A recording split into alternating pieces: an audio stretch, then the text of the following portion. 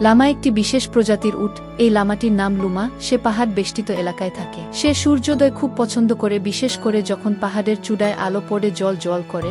তার একটি স্বপ্ন, একদিন সে ওই পাহাড়ের চূড়ায় উঠে সকাল হওয়া দেখবে। এই ইচ্ছের কথা লুমা তার বন্ধুদের জানা। তখন তার বন্ধু ভাল্লুক বলে, পাহাড়টি অনেক খাড়া, পাথুরে পথ, সেখানে যেতে অনেক কষ্ট হয়, সেও কোনোদিন যায়নি। তার বন্ধু পাখি উল্লেখ করে, লুমার ছোট ছোট পায়ে কি সেই পথ পাড়ি দেয়া সম্ভব? লুমার সবচেয়ে বুদ্ধিমান বন্ধু খরগোশ বলে, আচ্ছা, লুমা অনুশীলন করতে পারে, তাতে তার যাত্রা সহজ হতে পারে। এই বুদ্ধি সবার ভালো লাগলো। তারা পরিকল্পনা করল লুমার অনুশীলন নিয়ে।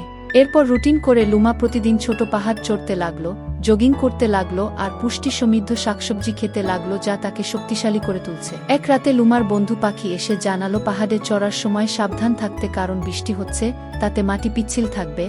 আসলে পরদিন সকালে লুমা পাহাড় চড়বে। সে একটু চিন্তিত হয়ে পড়ল।